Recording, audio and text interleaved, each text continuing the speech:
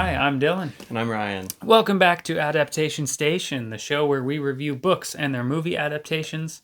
One of us reads the book before watching the movie, the other watches the movie and then reads the book. We give you our recommendation for which order gives you the best experience. And this month's episode, we are doing Shakespeare's Twelfth Night and the movie adaptation, She's the Man. She's the Man. It's our Shakespeare special for this season. And so Twelfth Night was written by William Shakespeare around the 1602 year. That's about where they put that one at. And it tells the story of Viola and her brother Sebastian, who get separated by a shipwreck. They each think the other one is dead, and they wash up, and Viola falls in love with a duke, and there's a sibling, and I guess the big thing is she dresses up as her brother to try to get close to him and kind of win his favor in that way.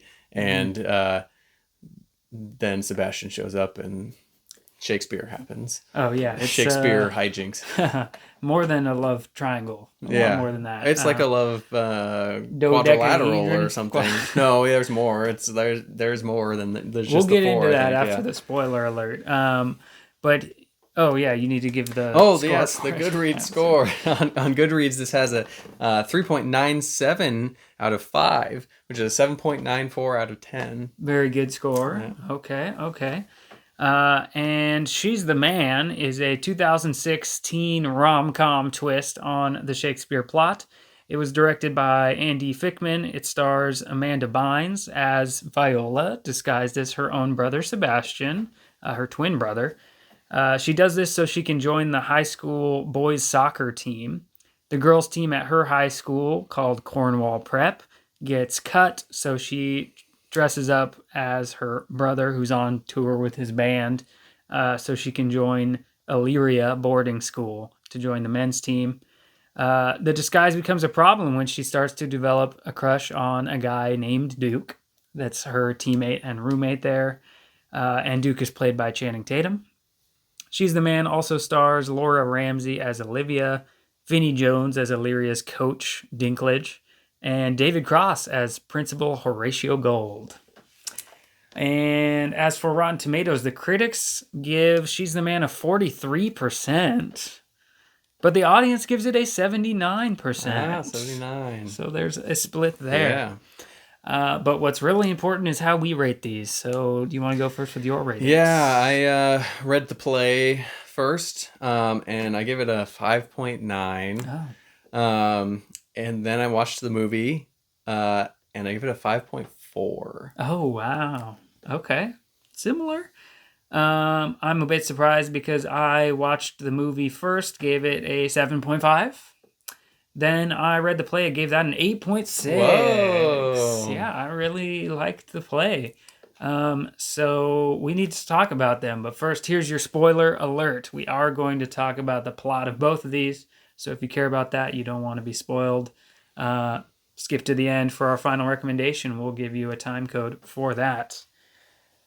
Okay, you rated them both pretty low. I did. That's similar to what you rated Taming of the Shrew, isn't it? It is. It's a little bit higher. Not a lot higher, though. It's kind of like, it's good. It's definitely better. But it's just, I don't know, not quite the same kind of hijinks I maybe would have hoped for. I kind of almost try to rate these like not trying to value it for being Shakespeare. Kind of like, how much did I just enjoy it as just the common person who might read this? In that case, I think most people probably wouldn't want to just read Shakespeare because it's tough. It's hard to read, and what you get out of it is not like, anything revolutionary at this day and age. That's very true. 400 years later. Yeah. And part of that is because so many things have spawned off of it. You've heard similar stories told since then. It's been whereas kind of remade in a sense so many times. Yeah. So in that light, that's why I kind of don't rate it super high. I have to go with how I actually liked it. Next to everything else. Got to be honest. But I totally agree with you. First of all, it's not easy to read. It's hard to read. But I kind of liked the silly puzzle of it. I even had to draw a diagram for myself to remember. Oh, okay. So you have it's basically a love hexagon. Yeah, it's like a love diamond almost, but then because you have some other there's some other things going on. We can throw this up on the screen. Throw that up, yeah. Yeah, because it starts with the classic love triangle. Viola, dressed as Cesario, loves Duke Orsino, but Duke likes Olivia. Yeah. But of course, Olivia likes Viola. That's the love triangle. Cesario, yeah, because she's dressed as a boy. Yeah, and that's what they do in the movie too. But the play has so much more. Where Olivia's friend, whatever you want to call it, Maria, writes a letter as Olivia to Malvolio. Yeah. So Malvolio thinks that Olivia loves him, and they think he's crazy. Yeah. And they they just play a prank on him, that's to me one of the kind of funnier things in the play is that they just are just completely messing with Malvolio just because he kind of like did a thing at the beginning where he's just like not a fun guy, kind of. I don't remember what he did, but he's like too serious. So that's he like ticked them off a little bit. So they're like, we're gonna get him back, and we're gonna. They told him to wear this specific costume, right? To approach Olivia because she likes that costume. Yeah. And they wrote in the letter that they wrote as Olivia, they were like, "Oh, you need to say this, right? Yeah, say all this stuff, and I'm gonna act like I don't like any of it, but that means that I really do, So then he's all persistent. Yeah. And then they make him, they lock him up for being crazy, basically. And so there's still more than that because there's a guy, Sir Andrew, that also likes Olivia. So he's really should be competing with the Duke Orsino that likes Olivia, but Olivia likes Cesario. So Sir Andrew wants to duel Cesario. Yeah. And then when Sebastian shows up from the shipwreck, Sir Andrew thinks Sebastian is Cesario because they look the same. So he and Olivia thinks it's Cesario too. So Olivia marries Sebastian and Sir Andrew wants to duel Sebastian. Yeah. And he's just there like, you're not my friend, Sir Andrew. Who are you? What are you talking about? How dare you? I want to duel you. So yeah, it is hard to read. Like Shakespeare is always hard to read and like the language is hard and then this plot is really convoluted. But I liked that about it, and I feel like there are a lot of great lines in it too, like some kind of deeper lines that I would want to make me want to go back and reread it more than I would get a lot out of it if I go back and rewatch She's the Man. Well, that's why I rated it higher than that. Well, then, and I also rated She's the Man lower than it, You also rated it lower than the play. Lower than the play, yeah. So...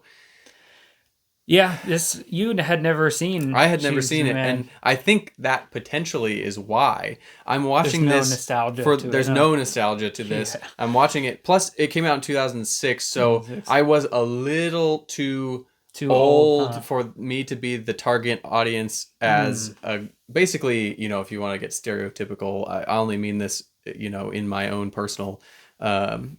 Preference, but I was gonna say as a teenage boy, you would have been in high school, right? Starting high school. Yeah, I would have been 15, 16, when this came out, and it's like I didn't want to watch this, I also wasn't at the demographic of what's the other one that we just did? Oh, 10 Things I Hate About You. That I was too young, but I saw it I saw it on TV and parts of it, so that I have I had a little bit of nostalgic factor for that. Again, going back and rewatching it, and so I really liked that one a lot more. I do too. I think that one, but I think unbiased, even that one's a better movie. Oh, for sure. I think there's a lot more to that one. I had no nostalgia for that one because I hadn't seen it.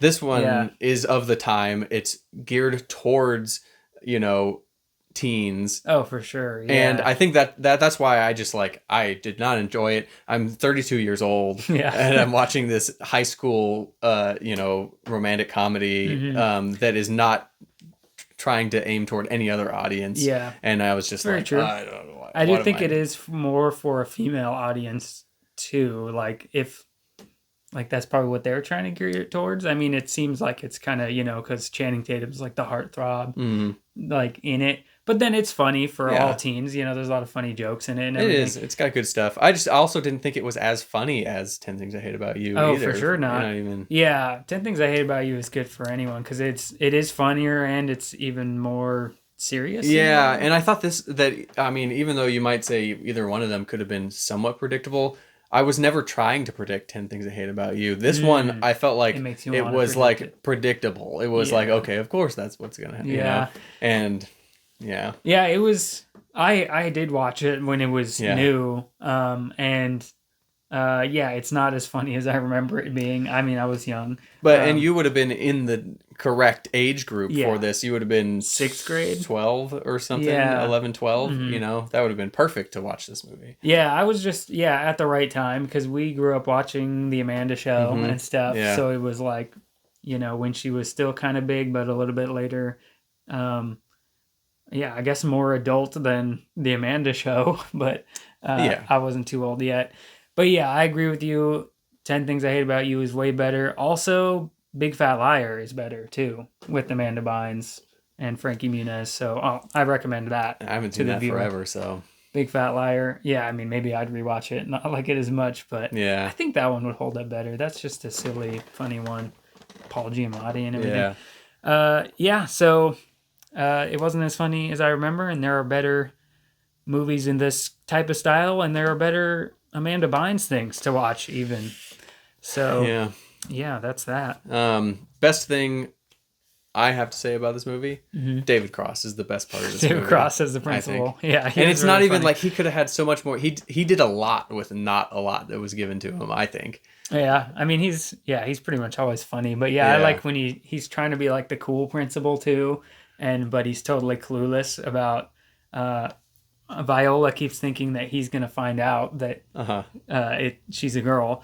But he's like, I think I know what's going on. Male pattern baldness. Early onset baldness. Yeah. Stuff like that. Because she's like fumbling with her wig. Yeah, he is funny. I think that's pretty much it. Yeah, I think that's about all I have about that. All right. Then we are going to move on to our final recommendations. You want to go first because you read the book? Yeah, I'll go first. My recommendation is probably going to be similar in terms of the play as it was for Taming of the Shrew. And it's going to be, go ahead and read it if you like Shakespeare at all. But see, that's what I'm going to say, at all. But that's what's different about this one, is Taming of the Shrew is meh Shakespeare. Yeah. This is good Shakespeare. It's in the upper half of Shakespeare. So if you like Shakespeare, read this. Otherwise, you can skip it, and don't watch the movie. You don't need to watch the movie at this point. So if you don't like Shakespeare, skip both. It's basically your recommendation. That's interesting because my recommendation I was thinking is you could do both. I mean, they're both good, clean, family fun.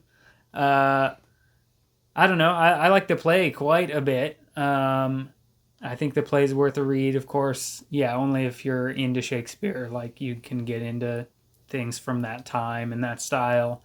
And the movie wasn't as good as I remember it being, but it's silly, goofy fun. If you watched it at the time, it's a good nostalgic rewatch if you don't want to pay that much attention to what you're watching, I guess. So those are our recommendations, but we should see if these are underrated or overrated. Yeah. All right, let's start with the play, the book, 12th Night. I gave it an 8.6. And I gave it a 5.9, so it averages out to a 7.25. All right. And so with the critics, the Goodreads score on that being just about an 8. It is overrated. A little bit overrated. In terms of our combined score, of course, because I rated over that. It's one of my favorite Shakespeare ones I've read. And I think we encountered that with Taming of the Shrew, though, too. That I think I had a pretty high Goodreads score. Oh, yeah. People just assume Shakespeare's a classic, so they want to rate it highly. Yeah. But the movie, I gave a 5.4. I gave it a 7.5. Averages to a 6.45. Not so too bad. we basically split the critics and audience score. Yeah, critics gave it a 43, audience a 79. Yeah, so we're it's kind of in the middle of that. Critics underrate it, audience overrates it, so we could almost say it's properly rated. Yeah. Yeah. It's not a critical darling. It's not for the critics. Yeah. It's not probably for everybody either. Yeah, I'm wondering if, an audience watching it today, like this year, would give it the same rating. I don't know. It's been a while since 2006. Okay, now we need to see where Shakespeare and Amanda Bynes fall on our ongoing list of everything we've read and watched. We're at 30 things total now. 30 things. 30 things. 30 things. Where do these land? This lands kind of in the lower third area. We got Twelfth Night here tied for number 19 with another oldie, Sir Gawain and the Green Knight. Interesting. At 7.25, kind of nestled in there between the Black Phone book and the Black Phone movie. Also interesting. Okay. And then we got to go a little further down, like almost one of the lower things that we've rated. At number 27? Yeah, tied there for 26, actually, with The Last Duel book. Yeah, that's is where She's the Man low. Yeah. hits down there. So, but you know what I'm noticing is I feel like we rate things somewhat highly in general because we're like the low on the list is like things that are in the 7 range, which is good. Yeah. And then we have some at the bottom that are like 6 and 5. Nothing's even below a 5 on our combined. Yeah. I think it means, that or it could be an indication of things that deserve a movie adaptation are generally going to be a little bit better. That would make sense. We're not looking at just any old book, any old movie. It's a story that deserved to be told in 2 different mediums. Yeah. That's true. A book and a movie. It's like it could be stronger than something that was just a book or something that was just a movie. Yep. Good point. All right. Anyways. Well, before we wrap things up, we got some books. Make sure you check out the link in the description for how you can find those, and follow us on Instagram to get updates about anything we got going on. And next month we are going to do Interview with the Vampire by Anne Rice. That's the book. It was made into a movie in the 90s, right? 1994. Yeah. Brad Pitt and Tom Cruise. Yeah. And Kirsten Dunst. And Antonio Banderas. And Antonio Banderas. Star-studded cast. It is. So, this will be our final episode of the season for October. Spooky stories about vampires. Yeah, so stay tuned for that. Yeah. And, all right, viewer, you tell me, which is better, the book or the movie? Let us know in the comments below. Stay tuned by clicking the bell. Subscribe to the channel. Tell your friends to tune in too, and you can click another video now. Thank you. Bye. Bye.